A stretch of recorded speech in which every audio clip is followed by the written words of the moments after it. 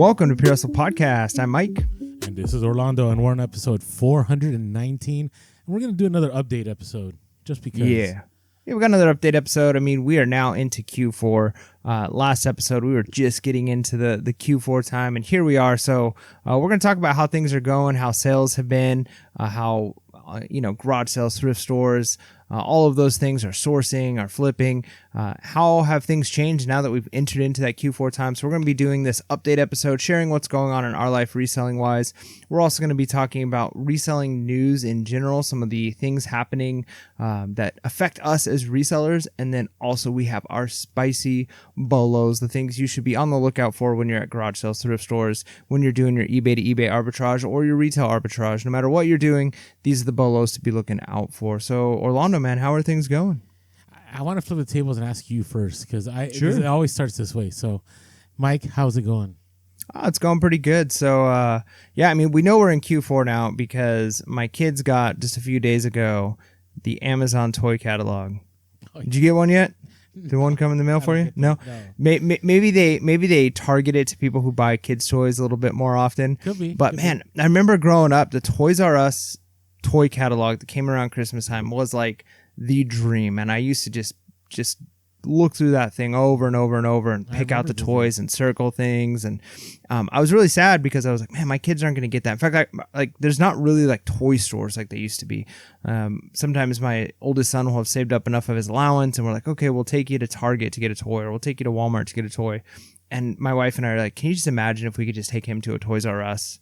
And I know they have like the pop-up things, and then they have, but it's just not the same. It's not like a whole store of nothing but toys. And the toy stores they do have are like we have like Geppetto's and those types of toy stores where it's a little bit more, it's smaller, a little niche, more niche, but it's like bougie, like yeah, it can be for sure. But the Amazon toy catalog, I think, kind of switches things up. I mean, it's obviously brilliant marketing, and we're not in the bolo section yet, but I said this, I think it was last year, maybe it was the year before, but I think that the Amazon toy catalog can be a useful tool for us as resellers. Now, I am under the impression, or at least I kind of believe, that for the most part, Amazon is going to control the market of all the toys they put into that catalog, right? Like they know that the stock they have, and those things are still probably going to, go be sold out. However, it can be a good indicator of trends, right? Like which types of toys, which brands. If you see that, hey, wow, like it's tons, like 3 pages of Star Wars stuff or 2 pages of this, that can give you an idea, like if, hey, there's nothing Ryan's World in here this year, but there's this other thing, right? So it could still be a good gauge, a good pulse on what's going on and what the kids are interested in. So that when you're at garage sales and you see, hey, Toy Story is still big, it's still in this Amazon toy catalog, then I know that Toy Story is still a bolo, right? When I'm at garage sales, I know that that's still one that's going. Now that's an obvious example, but after this many years of Toy Story, some people might think like, oh, that's dead and gone. So there's a lot of things like that. And then there's newer things that come out that you might not know are the big things. So using a toy catalog like that can be a useful tool just to kind of figure out what it is that kids are interested in, because you could at least start to focus in on those categories. Because if those toys do sell out, which I think I experienced that a couple of years ago, my kids circled a bunch of things. We put that in the Amazon list. I remember you talking and then about those that, things started selling out. Yeah, so those things sell out. And it's not going to be an easy thing for you to be able to necessarily go to Target and Walmart and do, arbitrage on that, because that's what every reseller is doing. But the other side of that is there are going to be similar items, right? If you're like, hey, this brand or this type of this franchise is really big right now. Maybe it's not the exact toy that's in the catalog, but if I find anything that's related to that, or I can bundle things related to that and throw those up on eBay or on Facebook Marketplace, or if you're lucky enough to be ungated in one of those categories on Amazon, you can do well with that. So without talking about that too much, I just think that's a useful tool. And let us know in the comments below, what were your memories of Toys R Us, going to toy stores, and those catalogs? What was it like? What was that toy that you were just like, I want this for Christmas? Did you ever get it? So yeah, that's one thing. And then another thing is, I'm off this week, so I'm super excited about that. I'm off from school. Yeah, so I get to focus a little bit more on reselling, which is always nice, especially as we're starting into Q4 here. But on top of that, I got to like smoke some meat today for dinner, so I'm having a good time. They're gonna say you're gonna start smoking, but okay. No, but my wife and I went to Crazy Hot Deal. So she's gone a couple times with me on like the $2 days and the dollar days, and we found some interesting things. But it was a Saturday when we went, and I'm gonna be honest. She'll probably not listen to this, but I was a little worried because I was like, I actually want to do some sourcing.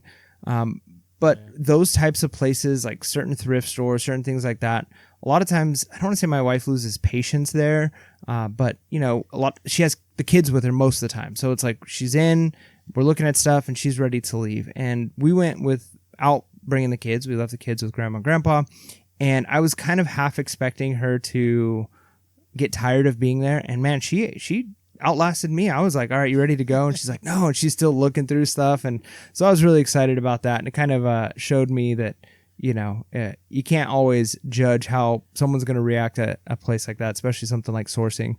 And I think that just shows too that how much of an impact kids make. My reselling has definitely changed since I have 3 now, and they're all young. I've got 2 under 3. And so it's tough. And we've got a lot of listeners out there who are parents of young kids. And I just want to encourage you. I mean, Orlando, you're on the other end of that. You've got kids that are growing up now. It could be tough right now. It could be tough doing the sourcing and the packing and the pictures. But it doesn't mean you're a bad reseller. It doesn't mean that you've lost your touch. It's just, this is a difficult time of life. So I just want to give that encouragement. Seeing my wife out doing sourcing without the kids and just seeing the spark back in her for sourcing was kind of exciting to see. That's good. Yeah, so that was good. Yeah, and we picked up a handful of things. We picked up some AT&T phone stuff. Believe it or not, some landline things, caller blocking landline stuff is still hot if you get the right ones. And we picked up a handful of like headphones that were for connect wirelessly to TVs, and they're mostly marketed for, I think, older people or people who watch like when they're in bed and they got roommates. And we're going to make quite a bit of money on those things. So yeah, overall pretty good. And then also seeing a slight spike in sales recently. I've sold some board games, sold some shoes, sold some other random miscellaneous items. And so I would say Q4 has definitely picked up a little bit on the sales, even without me doing much different as far as listing, kind of been the same, consistent, not as consistent as I've been in the past. And the sales have ticked up. So that's a good sign. That's a good sign. What about you? I got the same thing about sales. I mean, they have ticked up, and it's hard for me because I've kind of been doing experiments. Like, I've been consistent every day about listing. I've been doing the ending so similar 12 hours later. And actually now, not only do I do 12 hours later, but you can choose for them to list every minute. So like 1 minute, one list, another minute, the next one lists. And I've been doing that, but I don't know if that's why. I don't know why sales are back. But it's great to know that sales are back. You know what I mean? Like, now, I did come to a realization, and it's hard for me to admit this, that, and I've said this for a long time, but it's still hard for me to say, is that part of the reason that things were slow, I would say in the last 6 months, is my fault. My fault in the sense that I was looking at how much I was listing in comparison to how much was selling, and I was selling as much as I was listing. So, for example, if I was listing 10 items a day, I was selling 10 items a day. If I was listing 20 items a day, I was selling 20 items a day. Now, I will throw in the caveat that back in the day, it didn't matter. Like, I could list 5 items a day, and I could sell 25 items a day, right? But I'm not trying to talk about back in the day. I'm just saying that's just something I realized. So as a result of that, I up my numbers of how much I'm going to list a day, and I'm going to try to stick to it because, the old adage of, like, if you list, sales will come through. I'm not 100% sold that it's completely true, but I will tell you, chances are a lot higher if you're listed every day. I've even heard people say, if you list at a certain velocity and you sell at a certain velocity, so let's say you list 50 items a day and you sell, 50 items a day, right? And then eventually you wind it down to you list 25 items a day, you still should be able to sell 50 items a day. I don't know if that's true, but I've heard people say that before, especially the people that list like 100 to 200 items, that once they gain that velocity, like the algorithm rewards that. So just things to think about. But I'm glad sales have picked up. And to me, listing's been a non-negotiable now. Again, it's a reminder to everybody that if you sell on eBay, eBay is a tax master. Like, it's not passive. It's not something you can be like, oh, I do this when I want. If you're part-time, you could. But if you're full-time, like, you have no options. Like, you must list. You must take pictures. You must source. So don't ever think it's easy. It's easy. Now, it may be in the beginning. I do believe that there's like this sweet honeymoon period when you're first full-time and you're driven and you work super hard. I mean, I think about the podcast, and when I went full-time, like, I had no problem like doing reselling, 18 hours a day, right? I would spend, 14 hours a day reselling, whether it be sourcing, listing, whatever, and the other 4, I would do a lot of social media, and in between I would eat and whatever, but it was just busy. But you got to remember, like, you have to stay consistent. Other thing I realized too is that the last 2 months I had a week where I just was away, and during that week away I didn't really list, and it kind of killed my sales. I had 1 week where I left for 4 days. I've been doing some work with the school, and as I've been away, I've been very focused because I really care about what I'm doing and I love what I'm doing with the school. And so as a result of that, I've done 0 eBay. And so when I come back, I have like 5 sales. And it's like, wow, I cannot pay the rent with 5 sales. So, be aware that, the good old, I don't want to say the good old days, but be aware that eBay wants you to stay focused and consistent. Now, I'm happy. I'm happy with the sales. I'm happy with the send offers. I feel that more people are accepting offers. I think it's part of Q4. I think people are now willing to pay and make those deals. And so I'm happy about that. Garage sales have actually been great here in San Diego. I just recently went. If you follow us on Instagram, make sure to follow us. We're Pure Hustle Podcast on all platforms, except we are Pure Hustle Cast on X. On there every Saturday, I always make sure to post an Instagram story about what I source and what I pick up. And it was great this last time. The reason it was great was some of the best garage sales are the ones where people tell you, you know what, I'm probably just going to donate this at the end of the day. If you ever hear those words, you must negotiate. Don't go like, oh, well, call me at the end. Like, you'll be surprised. Like, people will be willing to sell things for really cheap. So I'll give you 2 examples. Those of you that follow us on Instagram saw some of this, but I went to one place. The guy had a bunch of hockey gear, had like inline skates, had hockey gloves, had hockey sticks. Some of them discontinued. And I'm not big on hockey, so I usually, when it's something that it's high risk, meaning that it's high risk because I don't know enough, I will not pay a lot of money. Like, I will pay the lowest I can possibly pay. And this guy had a lot of good stuff, and I knew maybe I could sell everything for $500 to $600, but I wasn't 100% sure. And I just asked, hey, what if I just bought these hockey gloves? And he goes, you know what? Actually, I want to sell it all. And I was like, oh, all of it? And he's like, what would you give me for it? And when people start talking like that, they're ready to make a deal, right? They want to move stuff. And then I said, I'm not familiar with hockey. I don't know enough, and it's kind of a risky buy for me. I'm a full-time seller on eBay, and I don't want things to sit for a long time. He's like, well, I think I'm just going to donate at the end. I was like, all right, well, here's my business card. And he goes, you sure? And I'm like, well, I'm willing to buy this from you. And I knew, like, if I sold one of the pairs of gloves, I can maybe get 50, another pair of gloves, $50, the skates, like $30 a pop. A few, some of the hockey sticks, I think 2 or 3 of them were worth like 100 something. But I wasn't 100% sure at that time. I only know that because of research after. And I said, you said a good number, and then he eventually goes $100. And I was like, wow, $100, that's pretty good. But I know that he's going to donate it. So I'm like, what about $60? And he's like, $60? I'm like, hey, 2 things can happen. One, you could end up sitting on this for the rest of the day, or I can just buy it right now and take it off your hands. And he goes, take it off your hands? That's a really good line. And I go, you know what? That is a really good line. I use it all the time. And he looks at me, he goes, I could tell. And it was just kind of funny. We were both laughing about it.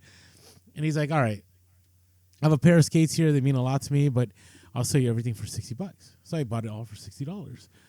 So that was a great score. And I already, I'm already listing, and I know I don't know, I'm probably going to make close to 800 when all is done on that purchase. So then I go to another garage sale, and it's an estate sale, but it's people that are moving, when people are moving, people are willing to let go of stuff, especially if you're out there and you're researching, you're sourcing, and you hear somebody in the back go, today's the last day. I really got to get rid of this stuff. Like, that should automatically tell you, I'm going to find what I can here, and I'm going to negotiate. And sure enough, I find a VCR in the bag. You know what a VCR in a bag is, Mike? VCR in a bag? I'm not sure. Yeah.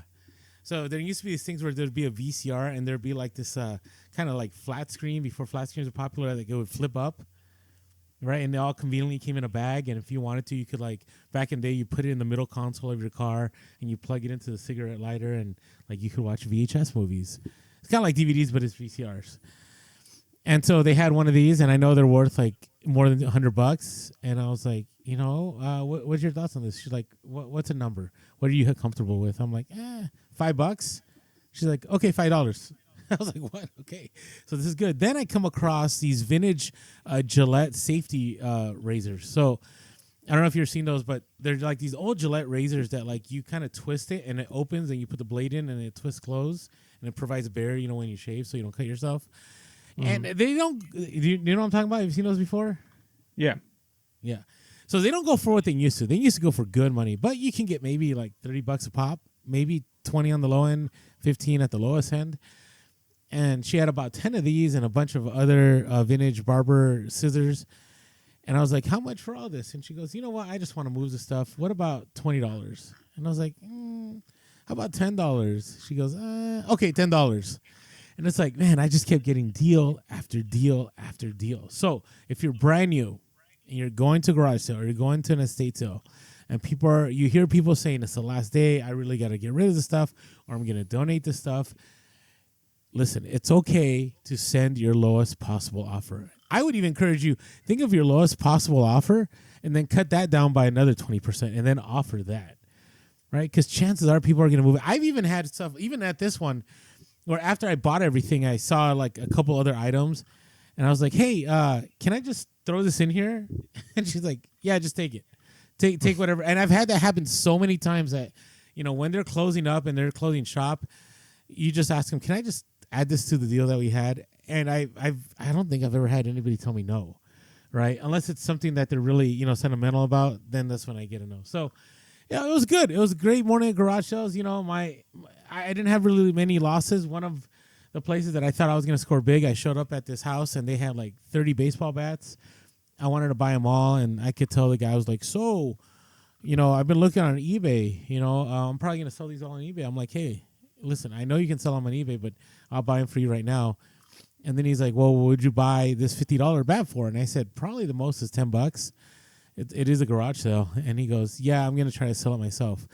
If that happens, always leave your business card. Because what will happen is they'll list one or they'll list two, and they'll wait a month or two, and they'll get no action. They'll get no offers. They won't sell it. Or maybe they sell one, and then they go through the rigmarole of packing it, and they're like, you know what? This is just too much. You will get a phone call, and they'll say, you know what? I tried eBay. It's not moving fast enough. I want to get these out of here, and you'll get even a better deal. So always have that business card ready to go. Always be willing to make that deal. So, yeah, that's pretty much my update. I mean, I had, I got a bunch of not random stories, but I got some really random shipping stories, but that's pretty much it. So nice. I'm just glad it's cool. Is it cooling down where you're at? It is definitely cooling down during the day, during the morning. It's still getting up to 90 at the peak, but it's cool in the morning, which is a big deal. All right. And prayers out there to everybody dealing with the hurricane. Those are people that dealt with it. We have resellers that live over in parts of Tennessee, West North Carolina. And now, as we're recording, Florida's supposed to get hit with, is it Milton? Category 5. It's supposed to be huge. Yeah. So I know we got Wayne out there, and I know we got some other individuals out in that region. So stay safe out there. All right, hey, before we get moving, if you're stressed and you're like, I hate bookkeeping, I hate taxes, I hate all of it, that's okay. My Reseller Genie is your solution. to make things a lot easier so you can sleep well at night. If you haven't checked out My Reseller Genie, it is bookkeeping software by resellers for resellers. When you use our promo code Pure Hustle in the link below, you'll get 5% off the first, no, not 15% off the first month. And trust me, the what you pay and what you get, it's definitely worth it. So check it out, My Reseller Genie, 15% off the first month. Use our code Pure Hustle, and you'll be on your way to bookkeeping for reselling. All right, what are some of your random stories here, Mike? Well, I talked a while back on the podcast about the issues I was having with my 4Runner, and I kept driving it, and we got it tested. And originally, the mechanic I had to test it said they didn't think it was the head gasket, but all the symptoms now are showing head gasket. So, my wife, we got my wife a new car, something a little bit bigger for her and the kids. So I'm driving the old car that she used to drive. So we're finally the place now where we're selling my 99 4Runner, and this is kind of tough. I didn't love I didn't love the car when I first bought it, just because I don't know what it was. It just didn't love it. But over the years, I've grown to like love the car. I love this car now. Whenever I see him driving on the road, I'm like, oh, my car. And now I've got to sell it, but it's to the point now where it has to be sold at a low value, which sucks because these 99.3 or 99 4Runners, the third gen 4Runners are they're like a sought after car. Like when we were looking up what we thought we could get, what we thought we could get for this used was probably like $9,000, $8,000 to $9,000, based off of the condition it's in. But now that it's having head gasket symptoms again, which those symptoms had kind of gone away for a while, but now that it's having those symptoms again, we're looking at like a fraction of what we were hoping we could get for it. And so we listed on Facebook Marketplace and Craigslist to start with, just to see what we could get. We were going to do Auto Trader, which I'd love to hear in the comments below if anybody has opinions. I know if we were going to do a higher value car, we'd probably use Auto Trader. That's what we use, something similar when we sold our fifth wheel. But one of the ththings, and this kind of goes to that idea of platforms. Now, different platforms have different fee structures. We talked about that on Monday when we were talking about Poshmark. We're going to talk about that a little bit in our reselling topics today. But with Auto Trader, it's, a flat fee for whatever service you want. You pay for the listing. There's different listing fees you could pay for. But then there's other fees attached. Like if they end up purchasing it through Auto Trader, then there's like a certain percentage up, minimum $99 fee you have to pay on top of that. Yeah. So it's like, I'd like to sell it privately without that, because the fee structure just seems super confusing, right? Like it seems like depending on how people buy and what platform or what type of listing you make, like you can end up paying a ton of money for a listing and for the car when it sells. Whereas something like Craigslist, which charges $5 to list a car, and Facebook Marketplace, you have to pay now to list a car? You got $5 to list a car on Craigslist. I did not know that. Wow. So, but that's a relatively low amount, given the fact that I'm just shocked because I've never known to pay anything on Craigslist. Yeah, no, it's free to list on Craigslist, but haven't they always had some kind of a charge for vehicles or no? I thought that's how they made their money. I have never paid a dime at all ever on Craigslist. Now, well, have you ever sold a car on Craigslist? In the last decade? No, I bought a car on Craigslist, but I haven't sold one. Yeah. So that's probably why. But I've forgot about how many scams you get, man. Already, so like the moment you post it, I'm getting text message after text message. Hey, is this still available? So your first thought is like, yes, finally, I'm going to sell this thing, and they haven't negotiated price yet. And then the very next text message is, I would like to immediately purchase this using a cashier's check. You can wait till the check clears. And it's like, as soon as you just read this block of text that you can tell is a pre-written, like this is just scam. And I've had so many scam issues, and it's always the bigger ticket items. I've had flakes on Facebook Marketplace. I've had flakes on other sites, but it isn't until you get into the higher price items that you're selling that, man, the scams just roll through, which is annoying because then they have your cell phone number. And so it's super frustrating.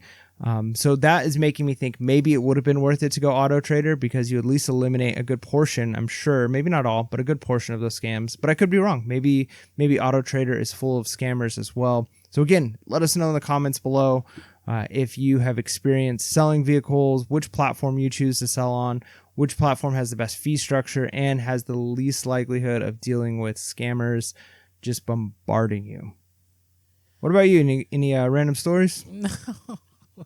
No, I just think about scam. This is one of the reasons I don't do local sales, just because I can't handle, like, it's such a waste of time. And the worst is when people are like, I'll be there, and then they flake out. I've had it before where people, like, I used to, like, meet people somewhere. Like, I'd meet them halfway. I stopped doing that. I'm like, hey, if you want to buy anything from me, you got to meet me down the road. That's it. I'm not going anywhere else. I'm not traveling, because I've done that.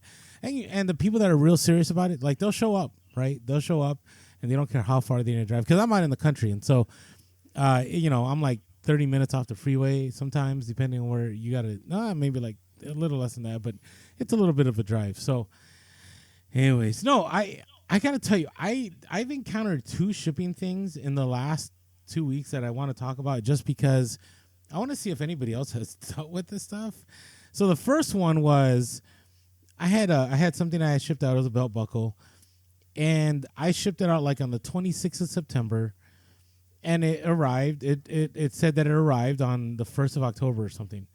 But when I looked at it, I thought everything was fine. But somebody had messaged me. The person that was buying it messaged me and said, "Hey, by the way, this is supposed to end up in Massachusetts, but it ended up in Los Angeles, right?" And I kind of mentioned this, I think, at the end of last week at our podcast about the update. And so I remember mentioning, like, I don't know what happened. So I go to the post office. And what they explained to me was this. So when I look at the tracking, I shipped it out. Here's what's weird. According to the post office, a label was printed in New York for the buckle when I printed it here. So like a phantom label. Okay. The phantom label is printed, put on the item, and according to the phantom label, the item was shipped out to Los Angeles and put in a mailbox. Okay. Then on the day that it was delivered, another shipping label was printed, and it was shipped out to Massachusetts, where it was supposed to be. I'm like, what? Like, I don't know what is going on. So I called eBay. I'm like, please explain this to me. And they're like, well, sometimes tracking numbers are reused, and you have a phantom label. I was like, what? What do you do with that? Like, luckily, I messaged the buyer, and I'm like, hey, this is a crazy story. Here's the printouts I got from the post office. Your item right now is somewhere, and I didn't know this because the eBay tracking just said deliver in Los Angeles. The post office tracking had tracking from Los Angeles to Massachusetts, and it showed that my item was back in New York and was going to arrive in Massachusetts the next day, but it wasn't like that on the eBay. So I called eBay. I'm like, what happens if this person never gets it? I mean, the tracking says it arrived, right? The post office says it arrived. The person says it didn't arrive, but the tracking says it's in Los Angeles, but the person lives in Massachusetts. What I thought eBay would say is like, oh, we'll take care of it. They're like, no, go check out with the post office and see what happens. And that's what happened. There's no rhyme or reason to what happened. I don't know what to do even with this information. I don't know how to safeguard from this information. Just be aware, like, I guess there's phantom labels. Phantom labels. It is the month of October. All right. Then another one.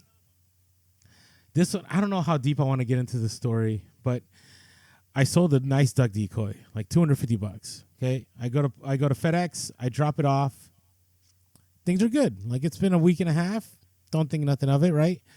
I usually never check if items arrive because I always believe if it doesn't arrive, well, I'll hear about it.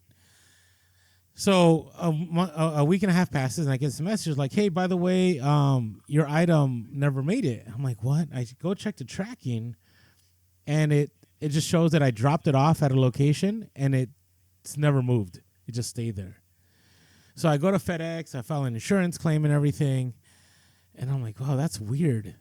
So I thought, you know what? I'll go to this location. Now, I always tell people, make sure you are friendly to everyone, whether that be at a garage sale, whether that be at a thrift store, or even your FedEx. Now, I'm known because of my beard. There's a reason I will never share this beard, because at first what was, causing me some pain when people are asking me if I wanted the senior citizen discount, it has now become part of my identity. So I show up, and the moment I open the door at FedEx, they're like, hey, your package is right here. I'm like, what package? They're like, you dropped this off a week and a half ago, but there's no label on it. I'm like, what? No label? And I look, and there was a label on it. And I know there's a label because I scanned the label and I dropped it off. So something happened from the moment that I scanned the label and it got on the truck. Somehow the label got ripped off. So luckily I located it, and it was kind of interesting. So I was like, you know what? I'm not going to give the buyer room to ask for a refund right away. I'm just going to print the label in the FedEx, and I'm going to put it back on, which that was complicated in itself because if it's been a long time, you can't print another label. You can't print the same label. You have to go into your history, into your internet history, and remember the day that you printed that label, and then you have to print it out that way. Now, luckily, with like my iPhone and Macs, like it keeps your history on both devices, so I was able to find it, and I was able to like, save the label, upload it to Dropbox, go on the FedEx computer, log into my Dropbox, pull the label, and I was able to print it there. And FedEx took care of all of it. So then I messaged the person, and I'm like, hey, by the way, good news, I located it. It's on its way. And they're like, oh, I really hope so, because my 13-year-old is really mad about this, and they're upset about this. I was like, what? 13? Like, no. I said 13-year-old, and she's like, no, sorry. They're like, they just turned 13. And so I guess a teenager wanted an old antique duck decoy, and the parents paid like $250 for it, which that was kind of rare. Like, is that rare? Is it just me? Like, I would think they would want like a PS5, not a duck decoy. So, anyways, there's more to this story, but for another time. But anyways, here's the moral of the story. Make sure you connect. Make sure you leave your business card, because it very easily they could have taken that package and they could have shipped it out to Lost and Found somewhere, and then I would have been really done. The other thing is too that people had told me on Instagram was, hey, maybe you should put the label inside the box, right? And that's a good thing. Unfortunately, this location, since they knew me, they knew I'd be back eventually, so they didn't even open it. They just held on to it, knowing that one day I would return. So it's a good thing I returned, because I would have never known. Anyways, I hope that helps somebody out there. Here we go. That was a long story. So it's on its way. It should arrive. By the time this podcast goes live, it should arrive, and all should be good. Nice. All right. Before we move on, if you ever go, hey, how are Mike and Orlando able to produce this free content for the last 7 years? The reason being is because we have a lot of great support from people on our Patreon. If you haven't gone to patreon.com/Purist Podcast for $5.55 a month, you can help support the podcast. That allows us to continue producing free content and allows you to have access to the Discord. So if you haven't checked us out yet, check us out, patreon.com/Purist Podcast, or go to the link below and sign up in our Patreon. It's a great group of resellers in the Discord from all different walks of life, all different kinds of platforms, all kinds of information. It is definitely worth your $5.55. All right, are we ready to talk about some reseller topics here? We are. Yeah. We already talked about a little bit of this on Monday, so if you haven't caught our live, check our live. Poshmark changes its fee structure. eBay is off the hook. And early Christmas shopping. Plus, number of people reselling. All of this and more on Reseller News. Orlando, take it away.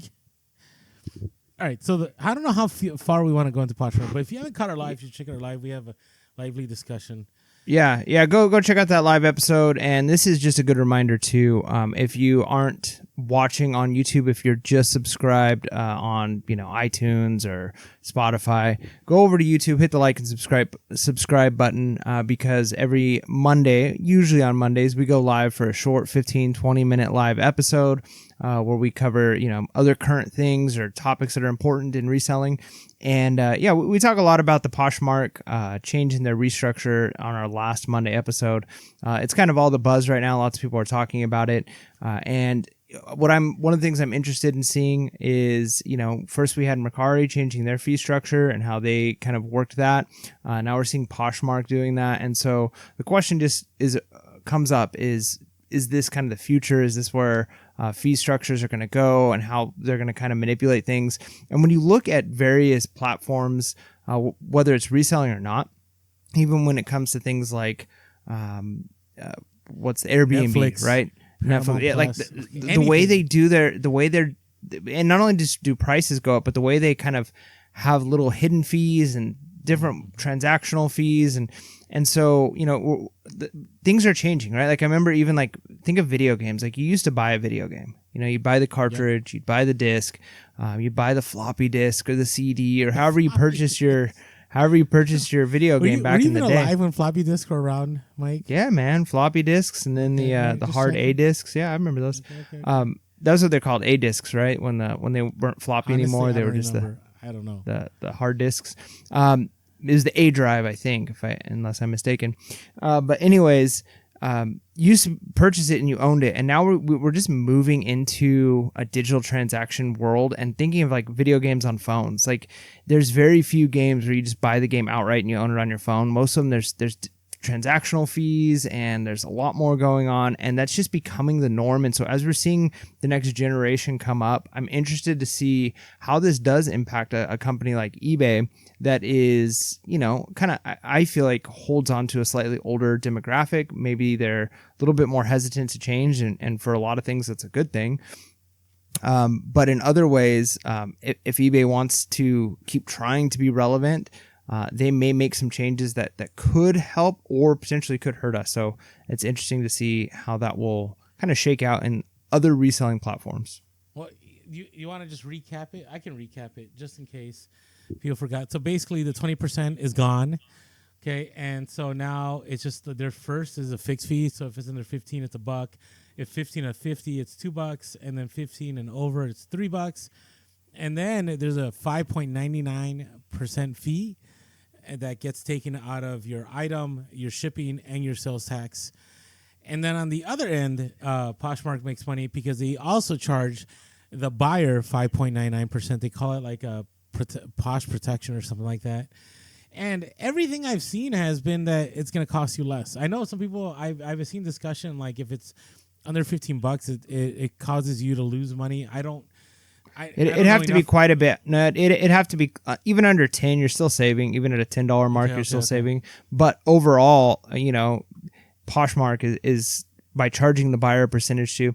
I just worry that those kinds of things. I mean, we saw what's gone on with Mercari. They had mass layoffs. Like after they did that. Yeah. Well, I mean, I just wonder, like, are buyers going to get fed up with it, right? Like, are buyers going to be fed up with seeing extra fees? They're going to them. They don't always see like Poshmark as the system. I mean, they might see, or eBay or whatever the platform is. A lot of times they're just thinking of the item, and they see these extra fees, and who do they blame a lot of times? Like, man, I got to pay all this stuff to buy this item from this buyer. Or the seller, I'm going somewhere else. And so that is the scary thing is the audience going to be receptive to paying an extra 5.99% in order to get buyer protection? I mean, it seems wild. Where that is, I'm kind of torn because like Golden Collectibles, who's been bought up by eBay, they actually have a premium that you pay on top of the item that you buy.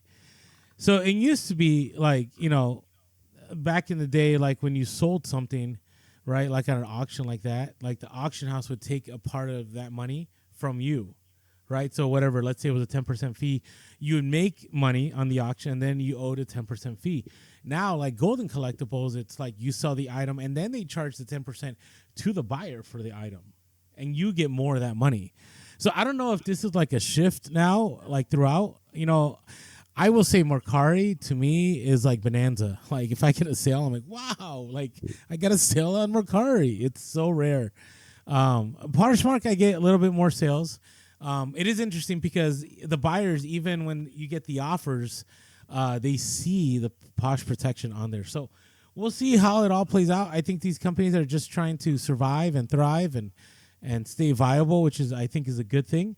I'm still a big fan of eBay. It's funny. People talk about they don't like seeing shipping charges. Like imagine buying on eBay, and if they did this on eBay where you buy, you get taxes, you got shipping, and then on top of that you have like eBay protection. I don't know, because that also messes with how the price that you list things for, right? You have to consider that. Like, is having that Posh protection on there gonna hurt your pricing. You may have to price it lower to kind of factor in, like when people say, hey, I do free shipping, well, it's the same thing. You got to factor in the free shipping. So now do you have to factor in the Posh protection fee? So I don't know how this is gonna play out. Let us know in the comments. Those of you that saw on Posh a lot, to me it's not big enough a deal for me. I'm huge on eBay, but I know it affects a lot of our listeners who sell on Poshmark. All right, now this next story, I think this is a big deal, and I don't think people are talking about this enough. By the way, shout out Vivacious Vendor for sending to me on Instagram. They're great resellers. So remember how eBay was being sued by the EPA? Like people were selling like stuff that wasn't like emissions friendly, whatever. And right, it was yep. It was a huge lawsuit. It was I'm trying to see what the numbers was, but it was like $200 million or $250 or whatever. Well, this is from The Verge. A U.S. government lawsuit accusing eBay of selling almost 350,000 polluting and environmentally harmful products, including pesticides and defeat devices that let motor vehicles evade emission controls, has been dismissed by a federal judge. On Monday, a district judge ruled that eBay isn't liable for items that users sell on the digital marketplace. Under Section 230, online platforms cannot be held Wow, they use Section 230. Okay, those of you that don't know, just a quick lesson. Section 230 is more of protection for speech on YouTube or Twitter or all the social media platforms, where since YouTube and all are not publishers, like they're not the ones creating the content, they can't be held liable for anything that's said. This applied here, which I thought was kind of fascinating. I mean, it makes sense to me. It's a platform, not a publisher, right? Like they're not the ones like listing, producing the items and selling them. People are just, I mean, it'd be like Craigslist. If somebody sells something on Craigslist, I mean, they have rules, right? That you can't sell certain things, but if somebody sells something on like if someone sells a counterfeit on Craigslist, for instance, or Facebook Marketplace, you can't sue Facebook Marketplace for selling the counterfeit. They were just the platform it was being, So it makes sense to me information wise, even though it's an item, it makes sense to me that same statute would apply. Now I have a little bit of pushback to that, but give a moment here. And then it said, a merchant, this is the judge, dismissed the claim, ruling that eBay must own or possess an item to be considered a seller. Judge also ruled that administrative and technical support that eBay provides to sellers, such as messages, email notifications, and processing payments, doesn't materially contribute to the alleged unlawfulness of illegal products. And so, eBay was very grateful. Here's where I push back a little bit on this, where I'd like to see eBay. I know Amazon had a ruling against it, that Amazon is partially responsible. It's funny to me that eBay is so good at doing Veros, right? You get Vero, you have no idea where it's coming from, right? Like, out of nowhere, like this random, Dixieline lumber hat, right, gets Veroed, right? It didn't get Vero, but that's what happens. Like, you're like, what? Dixieline cares that much about their random snapback hats? If you don't know what Dixieline is, it's like a True Value or Ace Hardware here in San Diego, okay? Now,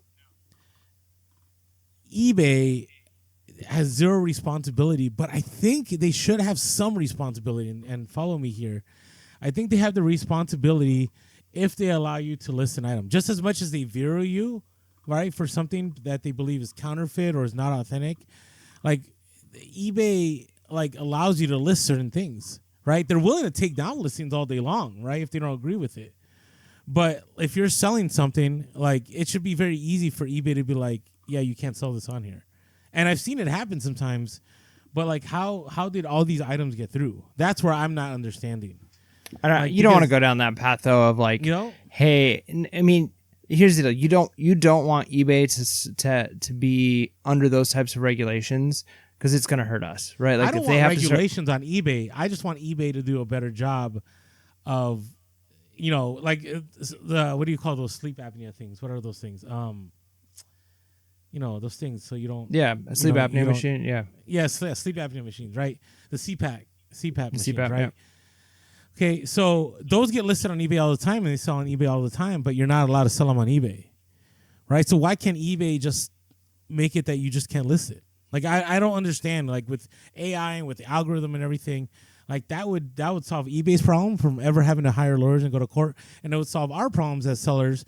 Because, when I'm searching something on eBay, like a CPAP machine, I check solds, and it doesn't tell me, like, warning, like, you can't sell these. It's just, all I see is comps. Do you get what I'm saying? Yeah, I mean, I guess I kind of get what you're saying. It just, I don't know. I mean, I had I don't want the issues. government to regulate. I want eBay to self-regulate.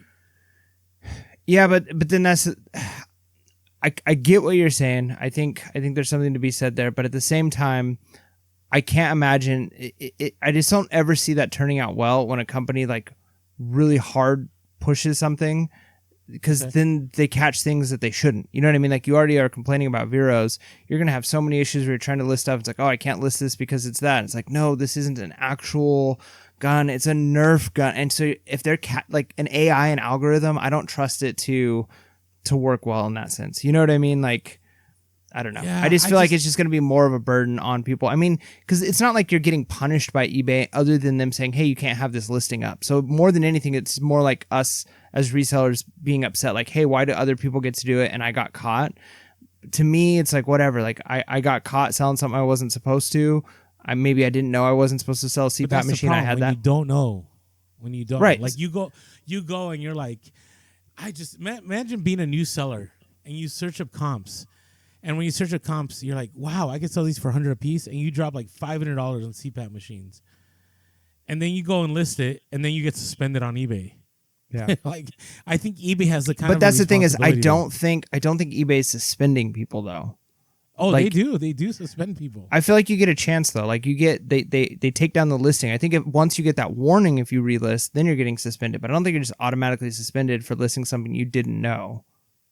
It's happened. I mean, I've seen Commonwealth Picker. It's happened to him even. It's happened to a few people where like for Vero, like why can't, if something is an item that gets Veroed, why can't it just say, hey, by the way, be warned, if you list this, you may get a Vero. Okay, like, but I guess the thing though is like certain items are going to be Veroed, right? Like, if you're trying to sell a certain product, a certain brand, but maybe you have something else that's related to that, right? Like, you got a T-shirt with like that picture on it, or you've got something that has that sticker on it. So in your listing, you're like, has a Coach sticker or has a this, and then all of a sudden it gets taken down because one particular item from that brand, like think Patagonia, I'm wearing a Patagonia hat, right? Like, one particular thing is Veroed doesn't necessarily mean everything related to those keywords should be, and I think that's where the problem would come from.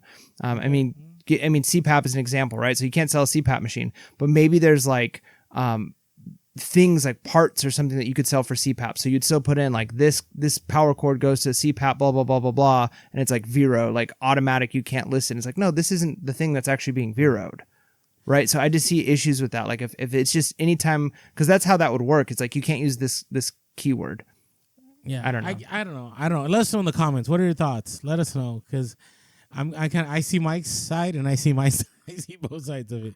I remember one time I bought, I don't know, I dropped like $200 on like some kind of like cream or something, and I saw a lot of solds, and then out of nowhere, like I got Veroed or whatever it was, and it was like, this is a medical item, and if you sell this again, you will be suspended. And it's like, well, it would have been great when I was out looking at comps if it just said, you might get suspended if you sell this, but I didn't, and now I was out $200. Right, I ended up having to toss all the stuff because, I'm not going to sell stuff like that locally. So, anyways, there's just that. All right, so let us know in the comments. All right, hey, just a reminder here. This is from USA Today. Title of the article is "Forget Halloween, It's Christmas Already for Some American Shoppers." Okay, and so yes, we're just past Labor Day according to the article, and we've already heard about some stores putting up Christmas trees. But as early as it may seem for retailers to be shifting to holiday shopping, when back to school season just ended, they're actually on to something. Almost half, or 40% of holiday shoppers surveyed by Bankrate, say they are planning to begin their buying by Halloween. So, just a warning, every year it seems to get earlier and earlier and earlier. Last week I flew into San Francisco, and I was flying to where I was staying. There was already a Christmas tree on one of the hills over in South San Francisco, all fully lit up, and it was September. Okay, so yeah. Well, I mean, also earlier.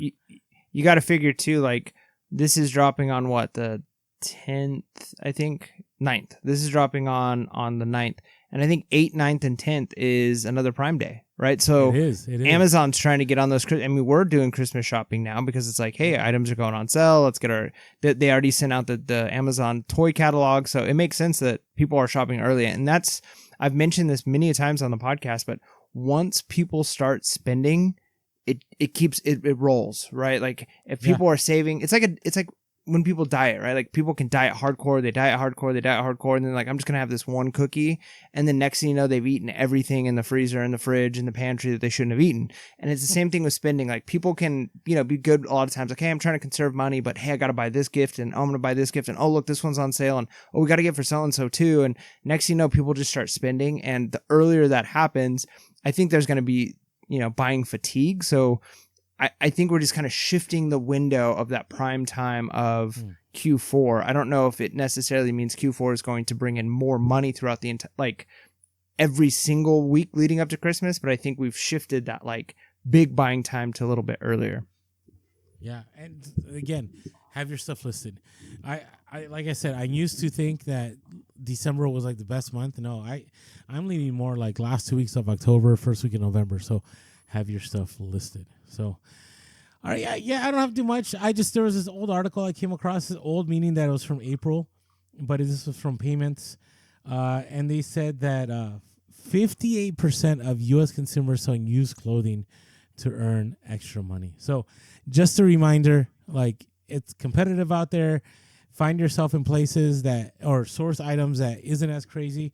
So they said, according to their findings, so clothing was 58%, furniture and home decor were sold by 37% of consumers, and electronic items and appliances were sold by 36%.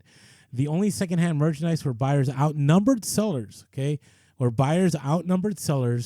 books, music, and hobby items, with 32% consumers buying the items while only 29% were willing to part with them. Interestingly, 23% of consumers sold collectibles, 17% sold tools and gardening equipment, 16.5% sold baby and children's items. So if you can find a category where there are more buyers than sellers, like that's great. Like you want that, right? I would say right now, pretty much any category that I source right now, there's a lot more sellers than there are buyers. Like it is rare that I'll find a place where it's like, sell-through rates like, 300, 400%. Usually it's like, I'll get lucky if it's 150%. So just be aware when you're out there sourcing that there's a lot more resellers. All right, Mike, it is time for us to discuss those items that people should be out on the hunt and being aware of. All right. Are we doing the music? Bolo. What's your bolo? What is your bolo, Mike? Never give me time to hit the button, Orlando. No, because last time we didn't do it, I don't think. That's why I kind of... we were trying to get ready for our live, so we had to move quickly there on that one. All right, so my bolo is robots in disguise. Oh, it's some Transformers. Transformers, man. So here's what's crazy. I used to teach 6th grade a few years ago, and I had a kid who was obsessed with Transformers. I mean, he would talk about them all the time. He'd bring in some of his Transformers. He would always talking about them. And I was kind of just thinking this is just one kid with his unique obsession, but who's into Transformers, right? Yeah. And then my son he's only in 1st grade, but all of his friends at the homeschool that he goes to, we have a co-op, and all of the kids between age 6 to age 12 are just Transformers. They bring their toys, they play with them. There was that new movie, Transformer 1. Yeah, Transformer 1. Have you seen it yet? No, I don't want to. Dude, it's really good. I took my son. So my son finished reading a book. Yeah, so my son finished reading a book, and that was one of the things as a reward for him. He doesn't love reading. He's getting much better at it. But we wanted to have him he's very reward driven. So we're okay, if you finish, you can go watch it. And all of his friends had seen Transformers 1. So I took him actually just last night to go watch it. And yeah, it was pretty epic. I liked it. I would recommend it to whether you've got kids or not. If you're into that franchise, it was pretty cool. But either way, it's really picking up. There's even a whole section at Target So that being said, if you're at garage sales, you're at thrift stores, and you happen to find some of the older Transformer toys. Now, right now, it's kids getting into like there's like different series of the toys you can get. Like there's like a Legacy series and then another one. And so there's different models that go up to much higher prices. And then there's like the more of just the kids play with toys. Those are less. But I would imagine with a resurgence of popularity and interest in this toy amongst kids, you're going to get a lot of dads, you're going to get a lot of grandpas and people like, oh, I remember watching that, back when the one came out years ago when I was a kid. And so the older toys, I think, are going to become popular too. And for people who have a little bit more money, I'm thinking like older teenagers that might be kind of getting into it. They might, with the push for vintage. I mean, if you've got can find some vintage stuff, I think you'll do pretty well with Transformers. That's my bolo. So funny story about Transformers. So I went sourcing, and I met another reseller, and hopefully she's listening. But we're sorting through old toys at this garage sale, and she's like, "Hey, do you pick up Transformers?" And I was like, "No." And the reason I don't pick up Transformers unless they're super valuable is that I can't like build them. Like I can't take, you know what I mean? Like luckily, in case you are like a person like Orlando that can't figure it out, there's YouTube. And on YouTube, you can like YouTube whatever Transformer you have. But to me, here's my rule with Transformers. If it's worth more than $50, I'll pick it up because I'm willing to spend the 10 minutes to figure it out. If it's like a $10 sale, like I've had a Transformer one time, it took me like 20 minutes to figure out what to do. So just be careful. But yeah, there is money in Transformer. Maybe I'll check out Transformer 1. I think that's what it's called. So yeah, it was pretty sweet. It's got the voice of Bumblebee is the I always forget which one's which. Chris But one of the Pratt, guys. is it? No, it's one of the guys from Key and Peele. He's the one what? the one that does That's the even substitute. worse. No, he That's does the even worse. No, it's great though because I don't want to give anything away. I don't know. Maybe I shouldn't even say this. But there is a what's like an Easter egg for that substitute clip from Key and Peele. Yeah, that was pretty hilarious. That's worse than Chris. Chris Pratt's like, was it Mario? And he was like, oh, okay. Anyways, all right. Hey, my bolo, and I don't know how to say it because I already talked about vintage electronics, but I gotta tell you, I keep finding that corded electronics that are like in use. There's two reasons I call it a bolo. Number one, they hardly ever are broken. Like if you find something corded, like let's say it's a corded keyboard, let's say it's a corded mouse, let's say it's a corded headphone, whatever it is, generally they work well, especially if they're USB. The other side of it is there's a lot of money in corded electronics. One of the ones I wish I could find all the time is the old iPads when they had the lightning connection, right? I have a new iPhone, so I have the C whatever, but the old connection, the lightning, the flash, whatever you call it, like if you can find those keyboards for iPads, like people want those. Because think about like if you're a teacher and you got 30 kids in your room and you have an iPad, they all have iPads, and something goes down with the Bluetooth or something, like you're going to waste so much time. But if you can find those corded keyboards, that's really easy to connect and to get everything set up. So I strongly encourage people keep an eye. Like if you see old vintage corded stuff, even with the pin, like the old school pin from back in the 80s and 90s computers, like just look it up. Whether it be a mouse, whether it be a keyboard, whether it be headphones, whether it be I don't know. There's just all kinds of different things. Just keep an eye out. Again, that's also like with cable, like Bose cables. Right, if you find cables that are Bose, definitely look those up. Some of those cables are like $40-$50. I've sold some of those for like $70-$80 because people can't find that cord, right? And so they have a huge Bose system. Something happens with their cord. They can't go to Bose. There's no warranty. They go on eBay and they're willing to drop good money on it. So check out for those bolos. All right, hey, yeah, before we move on, we talked about Poshmark, we talked about Mercari. If you ever want to get into cross-listing, which allows you to put more eyes on your item, check out Vendu. With Vendu, if you use our promo code Pure Hustle, I believe you get, don't quote me on this, I think it's like 25% off the first month. Is a great deal. So use our code Pure Hustle, all in caps. Check out Vendu, and you're definitely going to love cross-listing. There's a lot of tools. It'll remove your background for you. It'll delist and relist items, so you don't have to worry about it. So check out Vendoo. All right, Mike, what are you looking forward to here as we close things up? Man, I'm looking forward to sales just kind of keeping going, right? Like this uptick has been nice, and so I can only imagine being off this week as I increase my activity that those sales will continue rolling in. And I'm interested to see from our listeners below how your sales are doing. So please leave a comment how things are going for you as we have now officially entered into Q4. What about you, Orlando? What are you looking forward to? It's interesting. As I am shifting what I'm selling, I've talked about this before, but I sell a lot more toys. I sell a lot more collectibles. So whenever I sell like a pair of shoes, I go to my bins out there, my totes, and like I'll have some totes that have like 2 pairs of shoes, right? Or I'll go to my other totes that have like clothing in it, and I'll go in and there's like 2 t-shirts. Like it's super empty. So before the next update, my goal is to go and condense all of that. I want to know like how condensed. Like, am I talking about that, I'm going to be down to maybe 10 totes instead of like having 30 or 40? Like that would be great, right? And then what I could do is I could shift some of my collectibles to totes. I don't know if I want to do that too much. But if I wrap them and store them right, that's going to give me a little bit more room in my storage. So I know it sounds weird, but it's a reselling podcast. Okay. You guys can relate. So, hey, hope everybody, enjoyed the show. Hopefully you caught something. Hopefully you're doing well. Let us know. What are your thoughts on Poshmark? Did that change your sales? Did your sales tank? Did it actually go up? Let us know what you're doing for Q4 right now. Looking forward to catching you all on the next podcast. Make sure to like this episode. If you're not subscribed, make sure to subscribe and hit that bell notification. And with that being said, make sure to be real, be relevant, and be reselling. Peace.